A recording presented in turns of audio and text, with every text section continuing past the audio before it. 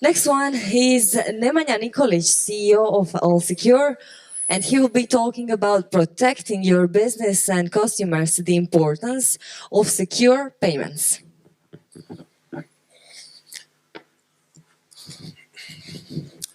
Hello, everybody.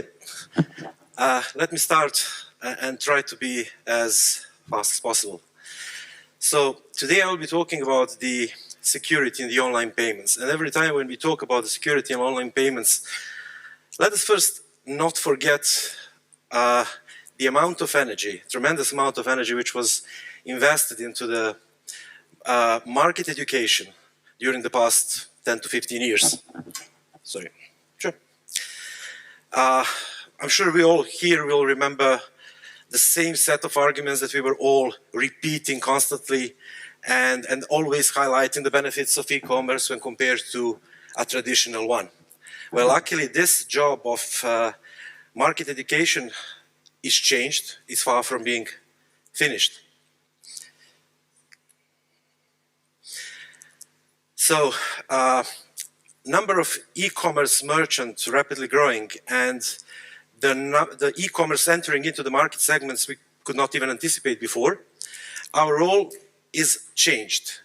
Now we should focus on helping the merchants accomplish the three most important goals. And here, as you see, is the increasement of the conversion rates, optimizing the cost of transactions, and finally securing the payment flow. I'm going to lose this. And all those three important goals are equally important and very much connected to each other. So the high conversion rates comes from increasing the purchases, at the same time reducing the payment abandonments. Optimizing transaction cost comes from the routing of the transactions into the most optimal acquirer's processor, but at the same time, actually I might need the help of this if somebody can. Or I'm going to keep like this. But at the same time, apart from routing the transactions to the most optimal acquirer, also reducing the number of transaction declines. And finally, securing the payment flow, or the security of the payment flow, should help merchant recognize the fraudster, recognize the fraud, declining their transactions, of course, in order to protect their businesses from chargebacks and financial losses. But at the same time, keeping the conversion rates high. And the real challenge in that would be that at the same time we should be keeping the fraud out while letting the good customers in. So the indications taken from the last year, so the most recent global payment and fraud report, are showing that for the second year running, the fraud KPIs have risen slightly to globally to 3.6% of all global online revenue being lost due to the payment fraud. And only in Europe, these percentages have been declined, and that is mainly due to the implementation of the strong customer authentication last year, or what we know better as the 3D Secure 2.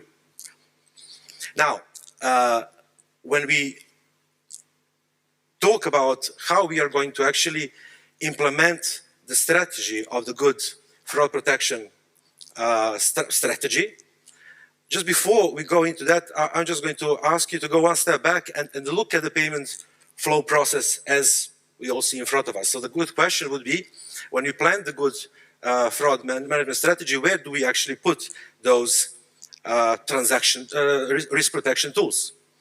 And the correct answer would be on every single point you're seeing there. However, when we talk about where is the majority of risk intelligence, risk protection tools used by the merchants are located, that is on the merchant payment gateway. And this is where the majority of risk tools protecting merchants are activated, and this is the point where the merchant can decide on what will happen with its every single transaction attempts there.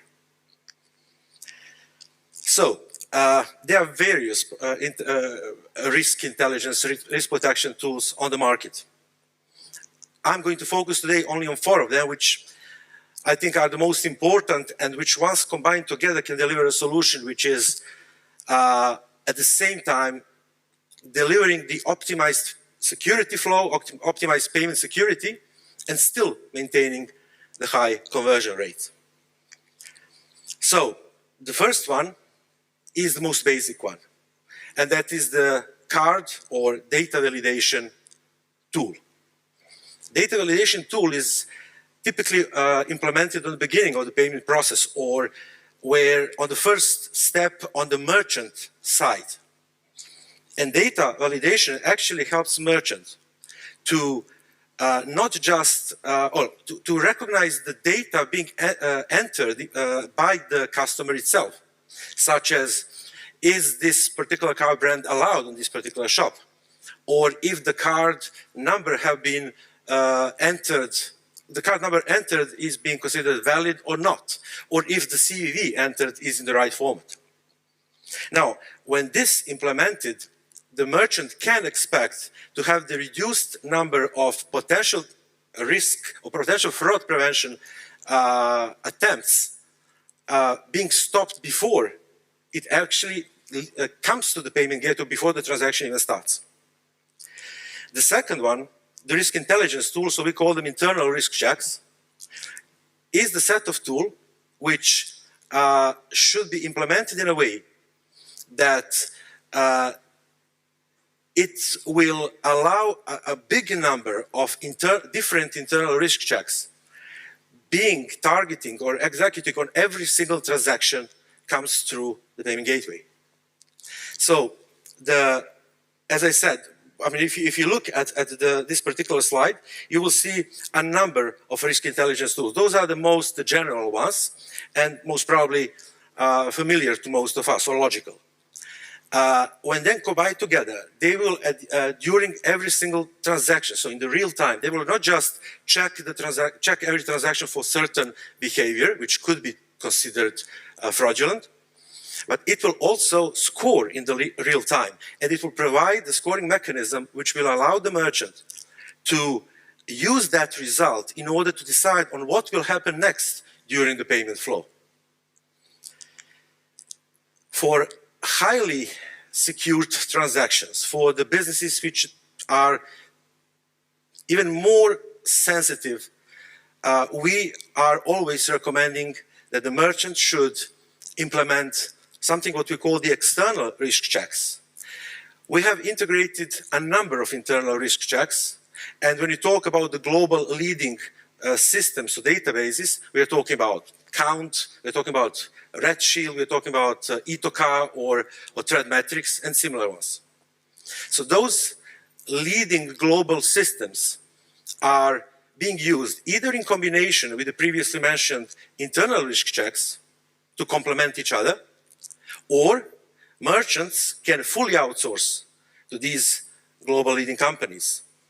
And when smartly implemented together with 3D Secure 2, these external risk checks can provide you, or provide the merchant, not just an option to reduce the number of fraud attempts, but also the way to reduce the card friction, the customer friction, obviously reduce the number of card abandonments, and finally to adapt the strategy of each particular merchant as regards to their own risk appetite or risk tolerance. And finally, the 3D Secure 2, or the Dynamic 3D Secure, which is for something which is a most important feature have been recently implemented, something that we in the business were talking about last year.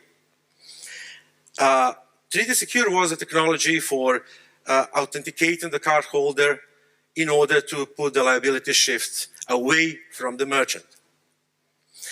3D Secure was implemented by Visa in 1999, and it was built for the requirements of the market as it was 20 years ago. We all know how many things have happened since then. So, in the recent years, we had 3D Secure 2 even being a must-have for most of the merchants. It also came with significant drawbacks. Main drawbacks of the 3D Secure was the lack of data being exchanged and not having a support for mobile devices which obviously increased or reduced the conversion rate. Also, we all know that due to these things, due to the big number of card abandonments, 3D Secure got their nickname, its nickname being a conversion killer. So 3D Secure 2, when implemented, was a step forward, a good step forward. And now with 3D Secure 2, we actually have the good system, which allows at least 3 key changes implemented.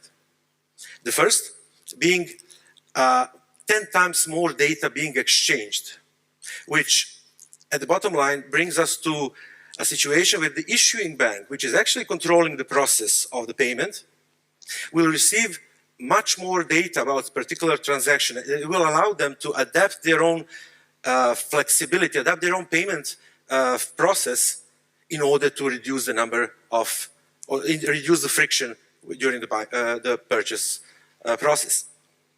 Also, it finally supports the mobile. So being in-app or mobile payments or digital wallets. And it allows also that the much easier authentication, which could be actually the most important thing, through the implementation first of one-time password being exchanged on the mobile, and then use of biometrics, and overall the reduction of the number of times the customer needs to authenticate. All that leading to the increased usage of, or increased conversion rate.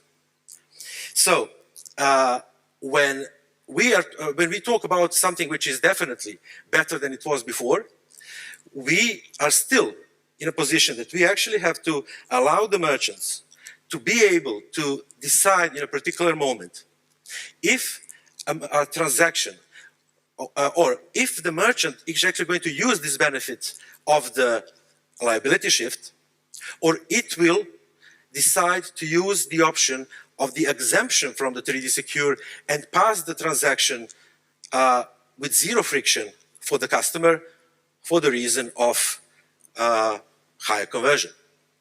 And to make such a decision, again, the merchant must rely on the data received from the previously mentioned, being internal risk intelligence tools or external ones that we're actually passing throughout the process. So, when we talk about the implementation of the risk management during the payment flow, a merchant now has a set, a variety of solutions to implement, to combine them together, and to produce or to deliver a payment solution which is allowing to have a fine balance between those 3 previously mentioned goals. To have the high conversion rate, to reduce or to optimize the cost of the payment, and finally to have secure payment after all. Thank you so much. Now, I left some, it was 5 minutes, right? Questions, for the questions. of course.